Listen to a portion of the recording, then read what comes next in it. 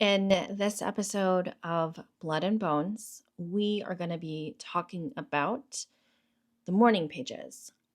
This is a classic book by Julia Cameron. I'm going to talk a little bit about what they are, how they work, but then really the meat of it, because you can go out and you can get this book and you can borrow it from the library. I mean, you can do this on your own. We're going to talk about why it works and this concept around the power of being honest with yourself. Okay, so this book, The Artist's Way, I had heard of. It's literally like 30th anniversary edition, and I had heard of this book. It has been around forever, but I didn't really know what it was. And 2 summers ago, we had just moved to Oregon, and I was at Powell's Books in Portland, Oregon. I don't know if you guys know this bookstore. If you're like a New Yorker and you know what the Strand is, it's like the same kind of DNA in the sense that there's like books piled high to the ceilings, and it has sort of like homegrown wooden oak feel, very curated, just like old school, amazing bookstore, like creaky floors, really cute section of stuffed animals, 1,000 different journals that you can get. I think there's like 4 floors of books, maybe 5, 6. I mean, it's huge. And it's like we had just moved to Oregon, and I hadn't really spent a lot of time in Oregon before we moved here. And so this was like one of the first places that we went. And it just immediately, if you're a book person, you know that feeling where you're like, oh my God, I'm home. Or like, you're like with your kids and you're like, oh no, I'm definitely not going to have like the 4 hours that I want to have to like properly browse everything. I'm going to have to condense this into a 40-minute stay and just like power through the different sections that I want to like. There's just so much here. Okay. And it's like one of those stores too where it's got a cafe and it's got like at the end of bookshelves, it has like knickknacks and like really funny magnets and like pouches for your pens and like tarot cards and candles. It's just like one of these, it's like a gift store, but it's humongous and it's amazing. They also have a bunch of used books there, so you can often like get stuff for lower than retail. So it's obviously it's an institution. Okay. So I'm like, my ass is like wandering the aisles of this bookstore. And by the way, I'm like a book person. In college, my job was I worked at the university library, and that was like to this day my favorite job that I'd ever had. All I had to do all day was just reshelve books, but I got to just like put my headphones in, be in the stacks, push one of those like library cart things around like each one of the aisles. And it's like my happy place. Okay. So I'm in the writing slash spirituality section because, of course, this is like how it's organized. I was just taking a sip of my tea. Okay. Tea with soy milk for those of you who are curious. And so I saw this book and I was like, okay, great. It looks kind of old school, whatever. It's the covers. I'm holding the cover. It says, The Artist's Way, A Spiritual Path to Higher Creativity. Internationally best-selling author. Okay, on the back, the people who blurbed the book are Elizabeth Gilbert. Already I'm sold because I'm like, okay, Elizabeth Gilbert, she wrote Big Magic. Obviously, she also wrote Eat, Pray, Love. But in my mind, her approach to creativity and her idea that creativity, your muse is like this thing that runs around and you have to be the consistent force to like catch it. I just like loved Big Magic. Okay. The other person who's blurbing the book is Anne Lamott. Like, I'm just like, okay, already. I don't know how she got all these people to praise the book, but I'm like, I'm here for it. Okay. Well, I know how she did it. She's like a freaking master and like the OG and the premier like authority when it comes to this stuff. So check yourself, Mandy. That's how she did it. Okay. So essentially this book is split I'm like looking at it now. It's split into different weeks and it takes you through like week by week. There are two concepts of this book. I'm just going to explain them briefly and then we'll kind of talk about like why it works. Okay, the first concept is that every morning you're going to do what they call the morning pages. And the idea is like you're supposed to get up and like before you even like empty the dishwasher, before you like do any like before you make yourself a really complicated coffee, like you're just supposed to sit your ass down and hand write 3 pages of whatever. Okay? I'm going to come back to like the detail of this, but that's the idea. That's it. That's if I had to sum up the book in a nutshell, it's like that's the prescription. Wake up, sit your butt down, hand write 3 pages. Doesn't matter what the heck it is. Nobody has to read it. These pages are like just for you. Okay. So then the second part of it is once a week, you have to take yourself out on what's called an artist's date. Okay. And the idea here, I mean, you guys have seen on like TikTok or like social where everyone is like, oh, date yourself, learning to like date yourself. And that's a similar idea where you're just going and you're spending time with yourself, doing something that you love. Okay. So my perfect artist date is like, I go to TJ Maxx because I love a bargain. Maybe I get some hair products on a discount. Then I stop at like Mod Pizza and I get like a salad, like a Caesar salad with like all the like pizza toppings. I'm like munchy. And then maybe I like go on a walk. Actually, you could even just do one of these things. Another like ideal artist date for me would be I just go to a bookstore. Like I've done that before. Another one could be like you take yourself to yoga. Okay. So the idea is it's a place where you're refilling your creative cup. Okay. So those two things combined, and like there's obviously a lot more to it in terms of there's a lot of like giving permission for your inner creative to come out. And just the way she writes it, like the thing about the way I love this book is that the way she writes this, it's like you feel like you're just talking to a friend. There's no fancy language, there's no posturing. She shares enough with you that you feel like, oh, like I'm really like the way she describes where she sits in her house, the kind of chair that she sits in, how she observes like the mountains and the clouds moving, and like you feel that this is a very raw and intimate book, but at the same time it's like science. Like she's approaching this with such a sharp lens and sharp point when it comes to your relationship with your creativity. So I'm obsessed. Okay. I'm going to talk about now a little bit of what the point of the morning pages is. Okay. So in all of my coaching, and especially like whenever I've talked about journaling on social, one of the things that people say is they're like, I just can't like do it. Like it's like too much for me, or like, so it's either that it's too much, like it's too much mental load. There's like an impatience there, which I think we all have, right? Or the other thing is that it's not that it's too much, but that there's like, you write and then you're like afraid that someone's going to read it. It's like, oh my God, evidence of my crazy thoughts, or like evidence of my judgmental nature. Okay.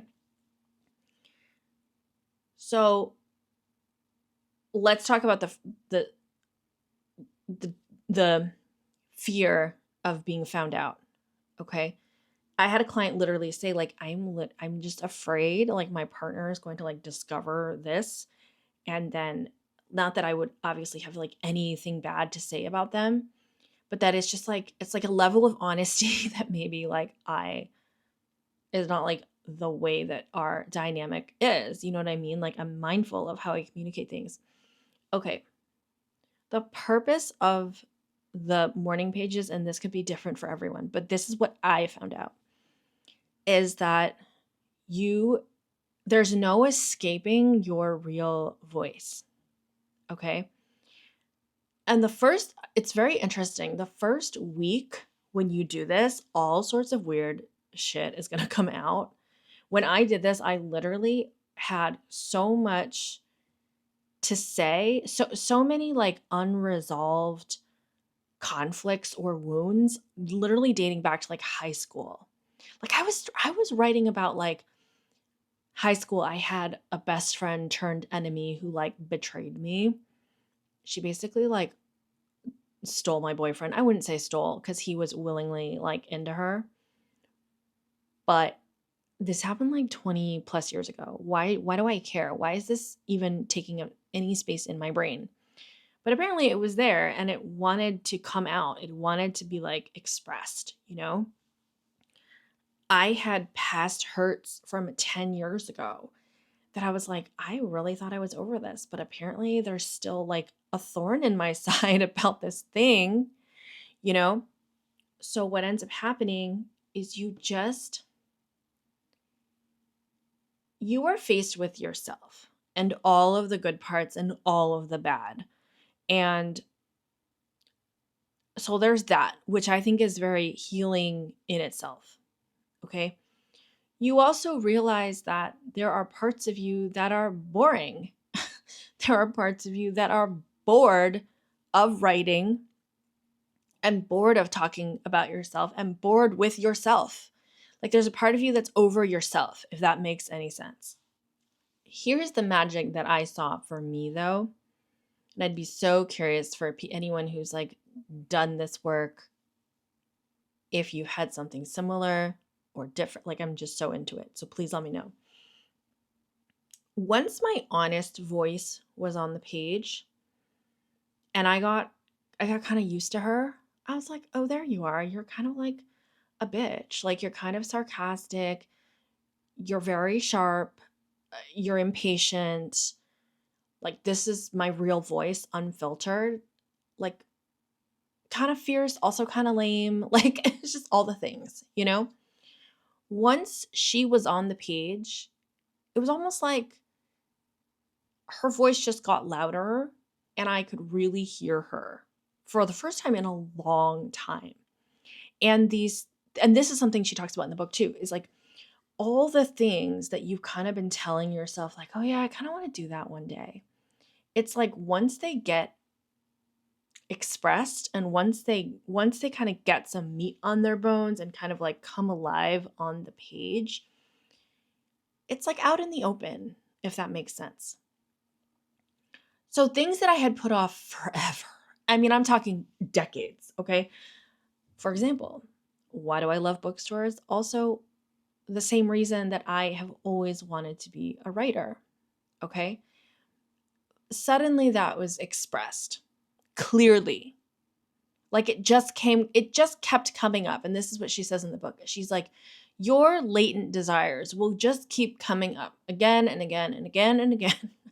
And it's like, okay, we hear you. Like, you want to be a writer. Okay, got it, you know?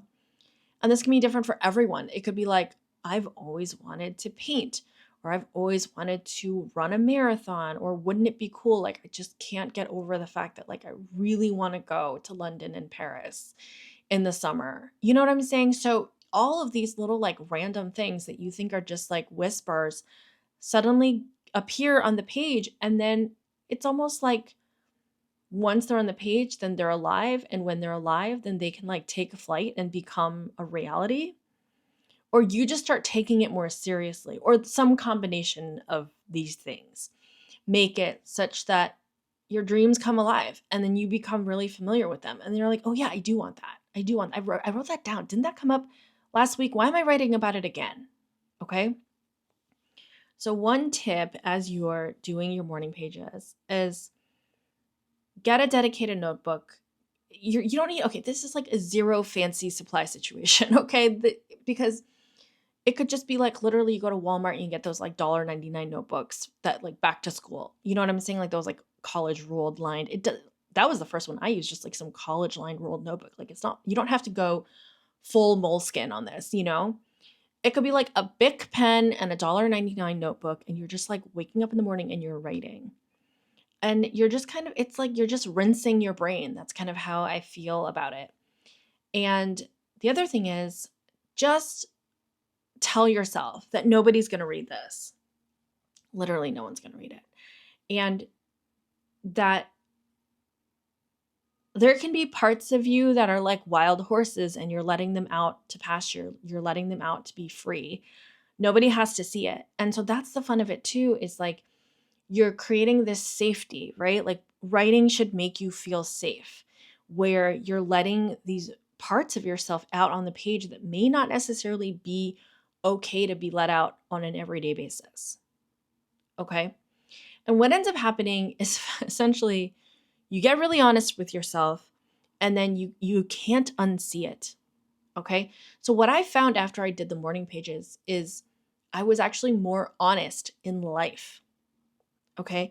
It's almost like I just didn't even want to go through the emotional labor of telling someone a half truth and then having to like come back and like self-correct and like all the like literally, okay, example. In the past, if someone had said, "Hey, Mandy, you know, you loved your undergrad university, didn't you? Do you want to come do a free panel and talk to students and answer their questions?" Okay. At a certain point in time, this was actually really exciting for me. And like, I totally wanted to do this kind of stuff. But over time, I think, especially as I was like trying to grow my own business, I was like, this doesn't actually align with what, like, I just don't want to do it. You know what I mean? So in the past, I would have maybe been like, oh, well, first, people pleasing side would have been like, okay, sure, and just done it. Right. But then I think middle version of me would have been like, oh, like, let me just like check my calendar. I'm not sure. Or like, oh, something came up. Like, I just would like either not fully say yes, not fully say no. But after doing the morning pages for a couple of months, like just random requests that would come up like that. And this, I mean, obviously this is for me because I'm like running my own business. So this is like a silly example, but this could be just like anything that someone asks you that you kind of don't want to do. I just found that I just like cut to the chase and was just way more forthright. And not only that, but I would just be like totally honest. Like I started saying things like, oh, I really appreciate it, but I'm pretty focused on writing the proposal for my book. So unfortunately, like I can't make it. You know, I have some ideas for other great speakers if you want, blah, blah, blah. Okay. But I basically would say no. And then I would tell people the reason why no. And I feel like there was such a, like me and the universe got really clean, if that makes sense. Like the two of us were just like vibing because I was like, well, anytime something comes up and I don't want to do it, like I'm so clear on my inner bitch voice, like, and I use bitch in a good way, right? Like I'm so clear on this like voice that's guiding me on what feels right and what doesn't feel right that I already know my answer. I'm just going to tell you. And if it disappoints you or if it makes you feel a certain way, like, okay, I'm okay with that. I'm okay with that. And I think maybe subconsciously because I knew if I wasn't honest with myself and that person in that moment, that shit was going to come back in my morning pages. And I was like, oh my God, I don't even want to deal. I don't even want to stress about this later in my pages. Because the pages is also like a great place to stress about stuff and be like, why did this person say this thing? Why did like I feel so you know what I mean? Like it's such a great place to like bitch and moan as well. That I feel like I wanted to like circumvent the whole thing. And I was just like, enough is enough. Like I'm just like not doing it. So I think for me, that was like the greatest thing is like a clarifying of one's goals and honesty with oneself and therefore with the world and an overall increased sense of decisiveness. Like there's no dilly-dallying now. It's like if I don't want to do something, like you're just gonna get a no. Like you just are. Sorry. Sorry, not sorry. Okay. All right. So long story long, get this book, get it from the library, buy it on Amazon, whatever. It's so good.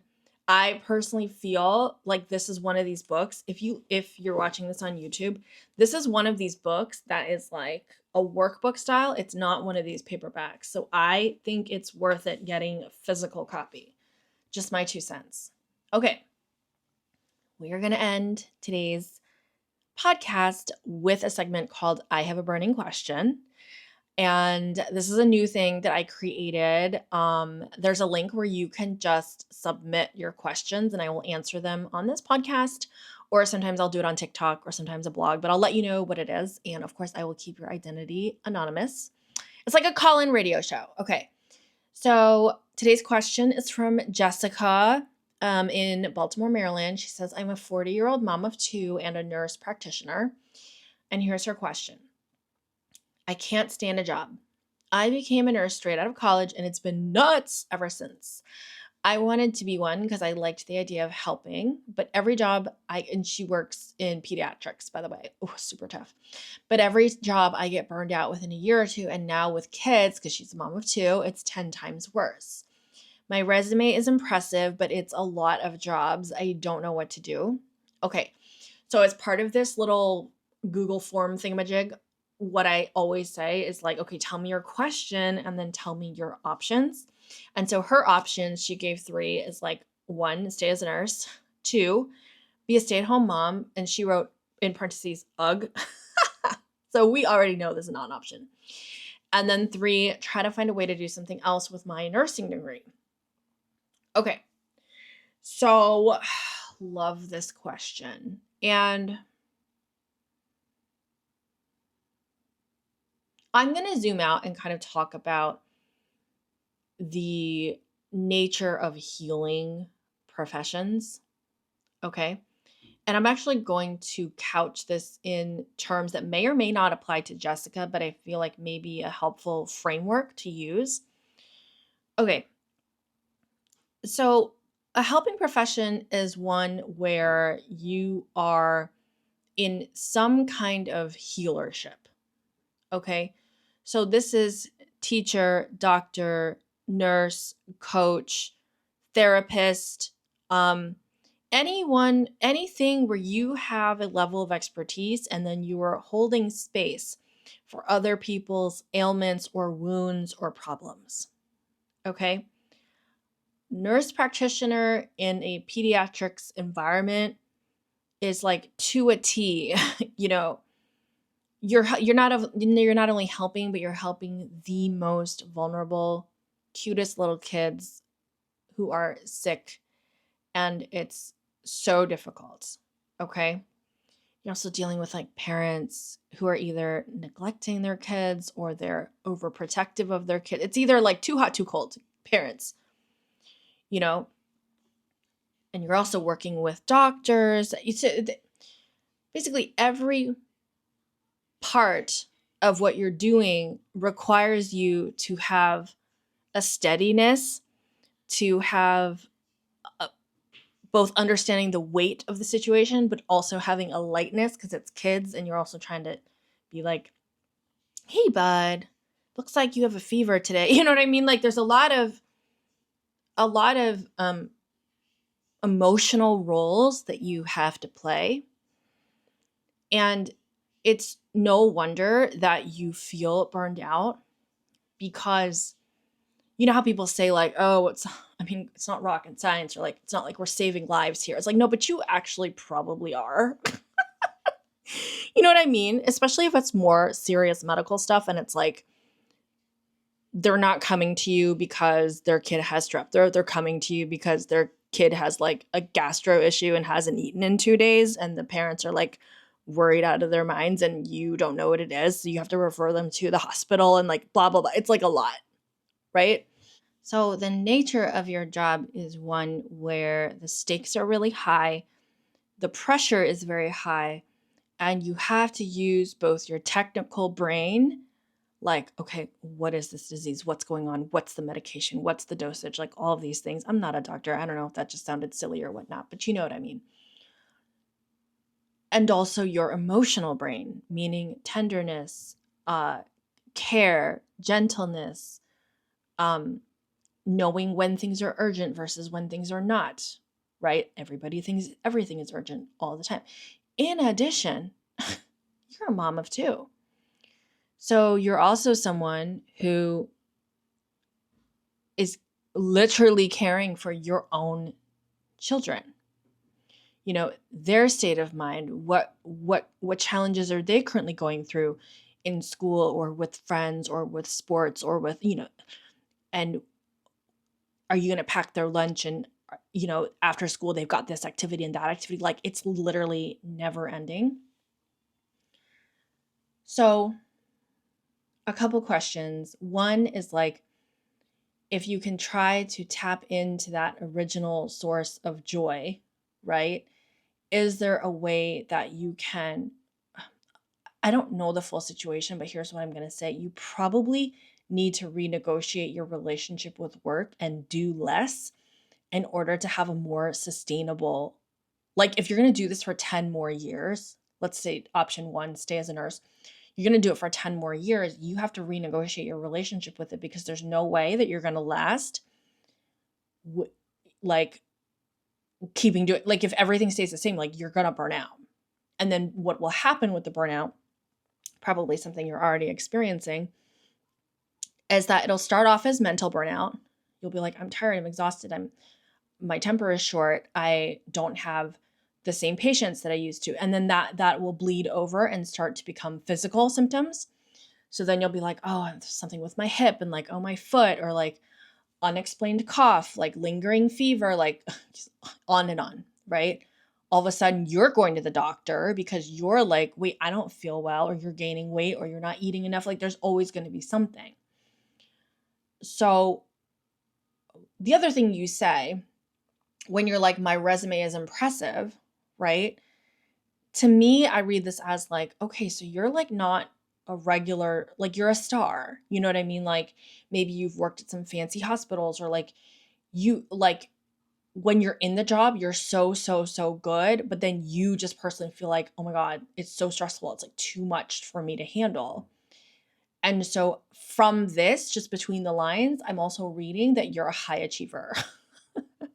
That you're not like, you're not afraid of the work. You're not afraid to like do well. People probably really like you. People probably are like, oh my gosh, like I've learned so much from you. Thank you for taking me under your wing. Like you probably just do it all. Okay.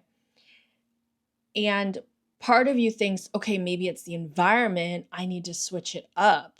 Right. Which is sometimes true. Like I've had clients where, let's say they worked in the ER, right? And then they moved and switched over to like private practice where they only had to see a certain number of clients a day. And it was like an esthetician, not esthetician, but it's like dermatology. You know what I mean? It's like dermatology, very different from ER. So I've had clients where they've made that switch and it has made a big difference. So I'm not understating the power of like I get why you've like, moved jobs. It's probably because it just got to be way too much and people had an over dependence on you, and then you didn't know how to stop it. And the only way that you could like literally save yourself is by being like, okay, F it, like I'm leaving. I can't take it. I'm going to try my hand, hope for the best at this next place. And then the pattern repeats. Okay. So to go a little deeper, what I would want to say is like, first off, like you're amazing. Like you've been so successful. You've gotten to where you are. You're 40. So you've been doing this for 18 years, right? Assuming, let's call it 15, 16, 17, a lot of years you've been doing this. You've been successful. You've been able to get some good stuff on your resume. It's just a matter of like negotiating your relationship with work. And what I would say is, okay, so we have to look a little deeper and be like, what are the kind of symptoms that you tend to experience at work? So let's say you're like, okay, symptoms. Well, I tend to take on too much, or I don't know how to say no, or I just always end up being in a weird relationship with my boss. Like they're super micromanaging, or they rely too much on me. You got to figure out what are like the one or two patterns that keep repeating in your life. And then you have to think about like, okay, so what is that? And where did that come from?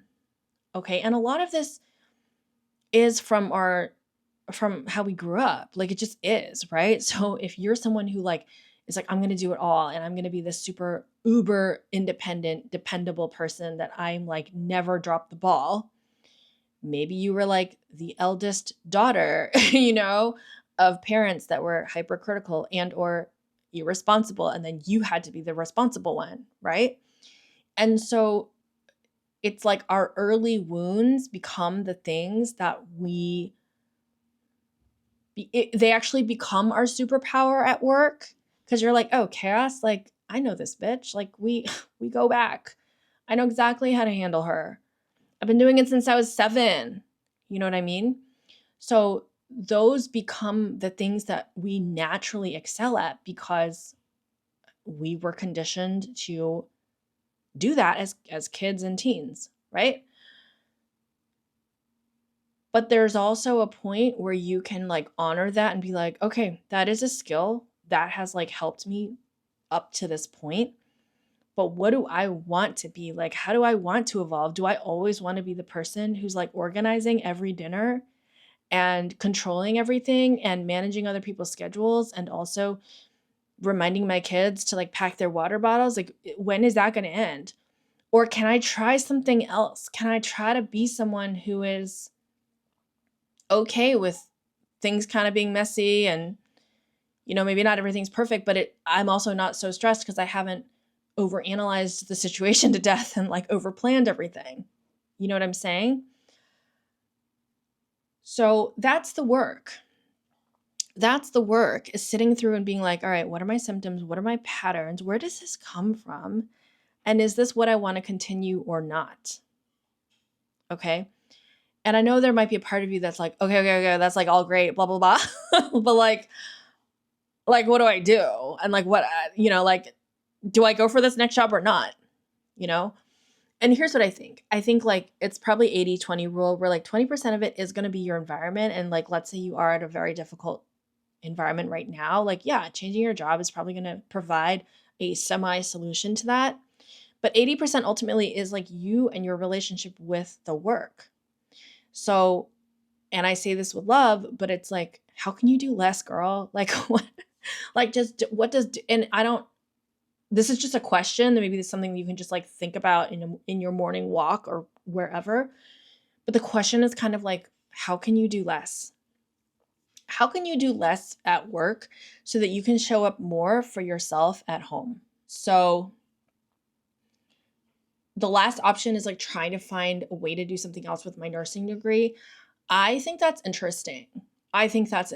Because there's a lot of different environments where you can use that degree, whether that's teaching, helping other nurses, coming up with nurse curriculum,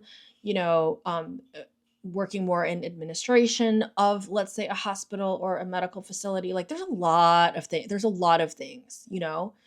And so what I would say is probably lean into how can I renegotiate my relationship with work so I'm doing less, because that may be the thing that saves you.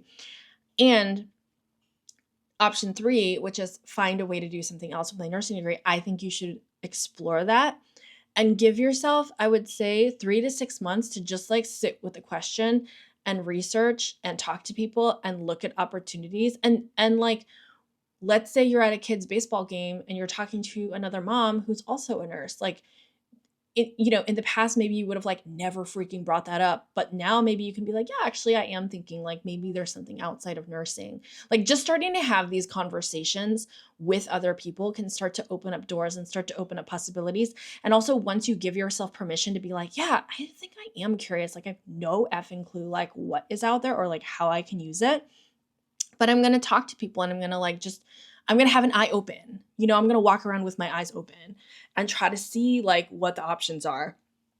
I think could be a pathway for you. And I'm very curious because also 40 is so young. You have so much time left. You have so much opportunity. You sound amazing at your job. And Jessica, I hope this was helpful. Sending nothing but love your way. Okay, guys.